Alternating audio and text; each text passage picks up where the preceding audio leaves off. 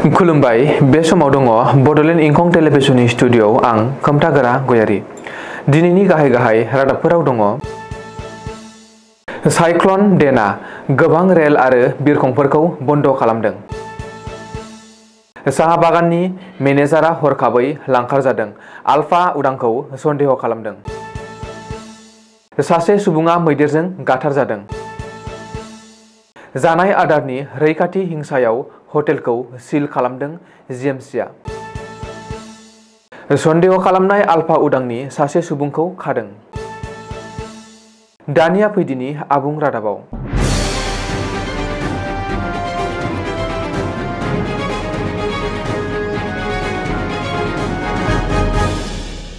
बंग लैथोआव दासान्दि मैखोमै साइक्ल'न डेना सोमजिनायखौ नुनो मोन्दों। मख'नो गोनांदि लैथो सेरफोराव थानाय उरिष्यानि गोबां जिल्लाफोरनि खमैबो 10 लाखनिबो बांसिन थागिबि सुबुंफोरा साइक्ल'न डेनाजों खहा जानायनि लामायाव फैदों। 25 अक्ट'बरसिमहालागै बे साइक्ल'ना सोमजिनो हागौ होन्नानैबो फोरमायथिनाय जादों।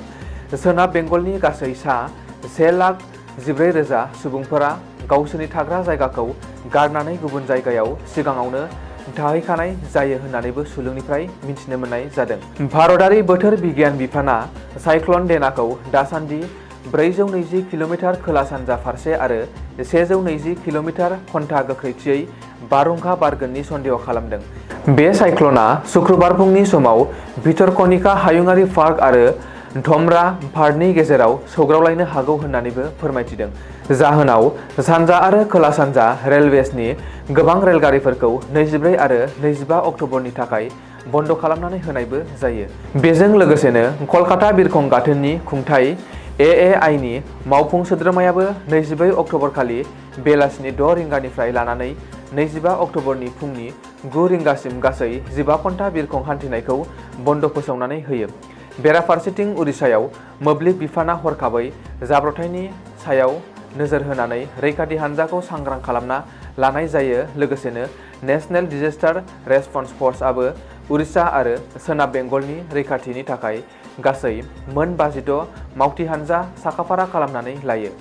आइएमडीआ साइक्ल'नखौ गोख्रों बारहुंखायाव सोलायनानै गोबां अखा हानायनि जाहोनाव सा-खोला फरगना, सानजा-सोनाब मेदिनापुर, झारग्राम, हावड़ा आरो हुगलीजों लोगोसेनो गोबां जिल्लाफोराव खहा जानो हागौ होन्नानैबो सामोल होनाय जादों।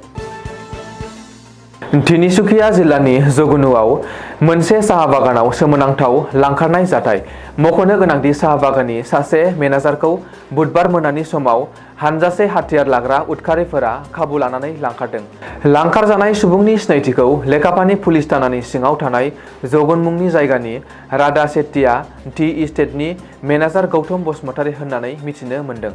मोनानि 12 बाजिसो समाव हाथियार लाग्रा उदखारिफोरा केम्पनिफ्रायनो गौतम बसुमतारीखौ लानानै थांदोंमोन। जाहोनाव बे जाथायनि गुदियाव इउनाइटेड लिबारेशन फ्रन्ट अफ असमनि गुबै आखाइ थानो हागौ होन्नानै सन्देह खालामनायबो जादों। बबेखानि राधा सेट्टिया टि इस्टेटनि लांखारजानाय जाथाया गिबि खेब नङा होन्नानैबो फोरमायदों। मानोना बिनि सिगां समावबो गोबां बार बे साहा बागाननिफ्राय मेनेजारफोरखौ लांखारनाय जाथाया सोमजिनानै थांखांबाय। गौतम बसुमतारीखौ गुबैयै अरुणाचल प्रदेशआव थानाय खरसांनि थागिबि होन्नानै मिथिनो मोन्दों। पुलिसनो खौरां हरनायनि लोगो लोगो दासान्दि गौतमखौ नागिरगासिनो दं होन्नानैबो मिथिनो मोननाय जादों। गुवाहाटी नोगोरमानि बायजो ओनसोलाव गिख्रंथाव जाथाय। सासे सुबुङा मासे मैदेरजों मोगा-मोगि गाथारजानाय जाथाया सोराङाव फैदों। बे दुखुनांथाव जाथाया भाटगाव ओनसोलाव जादों। जायगानिनो सासे सुबुङा बेफोर जाथायखौ गावनि मबाइलाव खेबनानै लादों। मख'नो गोनांदि गाहाय लामायावनो मासे मैदेरा सुबुंनि सायाव हिंसायै गाग्लोबदोंमोन, जायनि जाहोनाव सुबुङा जायगायावनो जिउ खहा जायो।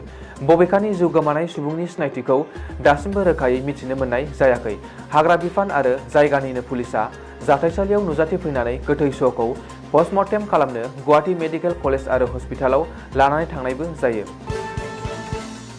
देहायारि जेंना गोनां जानाय आदारफोरनि सायाव गोख्रों नोजोर होनानै गुवाहाटी मिउनिसिपाल कर्परेसननि मावख'गिरिफोरा पल्टन बाजार ओनसोलाव गोबां हटेलफोरखौ गोख्रोङै सिग्रोमदों। मख'नो गोनांदि जिएमसिनि मावख'गिरिफोरा बुधबार मोनानिफ्रायनो लाना बृहस्पतिबार फुंनि 12:30 रिंगासोसिम सिग्रोमनाय जायो। खौरां मोन्नाय बायदियै मजहुर दिलखुश पान्जाबी धाबाजों लोगोसेनो गोबां हटेलफोराव जानाय आदारनि गाज्रि थासारिनि महरा सोराङाव फैदोंमोन। बेनि अनगायैबो मावख'गिरिफोरा हप्तासेसो गोबाव समनिफ्रायनो फ्रिजआव दोननाय आरो एम्फौ नांनाय ना बायदिफोरखौ हटेलाव मोननाय जायो, जायनि जाहोनाव कास्टमारफोरनो बेबायदि जाग्रा आदार जाहोनायनि थाखाय जिएमसिआ बैफोर हटेलफोरखौ गोख्रैयैनो सिल खालामनानै दोनो। आसाम पुलिसआ बृहस्पतिबारखालि सनारियाव आलफा उदांजों सोमोन्दो गोनां सन्देह खालामनाय सासे सुबुंखौ खानाय जायो। मख'नो गोनांदि दायनिगिरिखौ सराइदेव टेंगापुख्रि खालियापानीनि थागिबि तुलसी गगৈ 34 बोसोर बैसोनि होननानैबो मिथिनाय जादों। तुलसी गगैखौ उदखारिफोरजों सोमोन्दो थानायनि सायाव नोजोर होनानै दासान्दि सोंलु खालामनायबो जायो होननानैबो मिथिनो मोनबावनाय जादों। दिनैनि रादाबा एसेनोसै, गोजोन्थों।